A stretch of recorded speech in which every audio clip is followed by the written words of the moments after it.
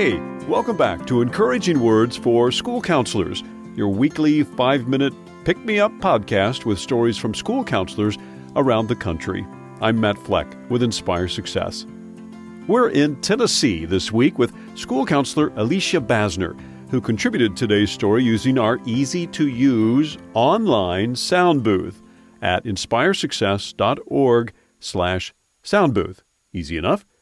Elishia's school is working on becoming more trauma-informed, and part of that process is to recognize and acknowledge when students are doing well.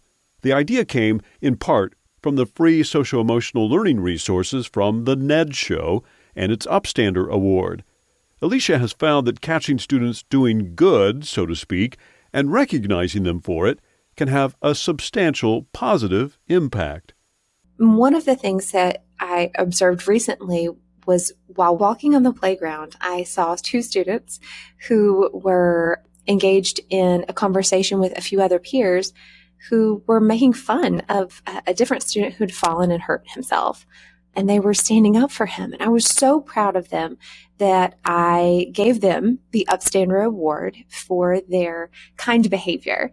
And I reached out to the parents and let them know what I had observed and that we were giving them an award for their behavior. It was literally a piece of paper that had their name on it. It wasn't even fancy paper, but we did put it in color.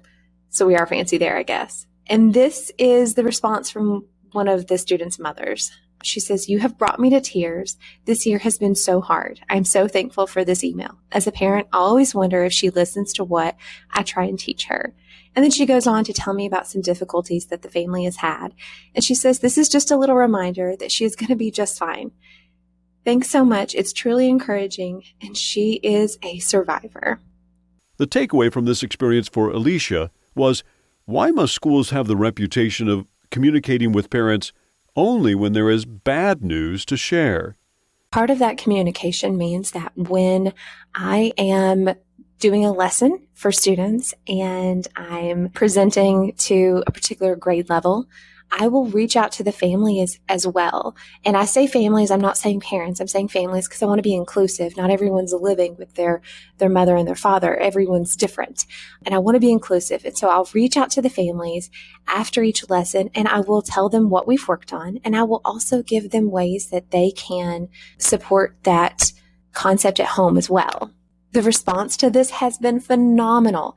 This is how parents get to know me. They're not just hearing my name for the first time when their kid is having a hard day. Years ago, when I was experiencing some particularly difficult challenges with a parent of one of my students, I found a book called Dealing with Difficult Parents that was really helpful.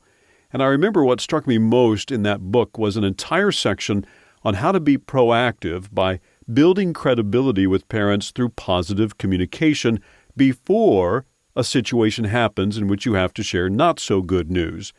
Building positive rapport with parents does take time, one of the rarest elements of a counselor's day, but it does pay off. I love the idea that we have a village raising our children. That was really driven home for me on Friday when I had a student's parent reach out to me about a situation. And she was like, I have no one. I have no one in my life other than the school. And she mentioned me and the social worker. She was like, "You guys are my support network here." And that was a really powerful moment because for me, it indicated that this community we're building is real. Like people really do rely on us. And every day is a new and wild experience because it's never the same. And that's probably why I love my job so much.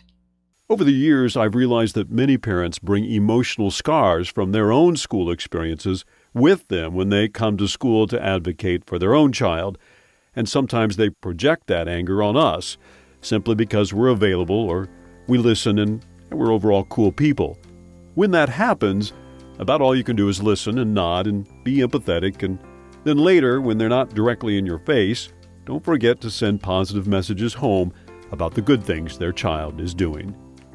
Our story comes from Elishia Basner, who has written a book, apparently in her spare time, called Grown, Grown, 21 Short Lessons to Help Kids Thrive Socially and Academically. And she has a phenomenal website full of resources at schoolcounselortribe.org.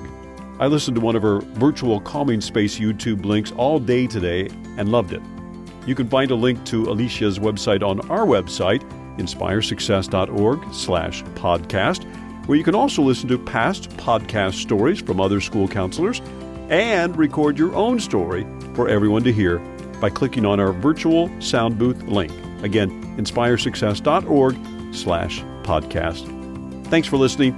Stay calm and have a great week.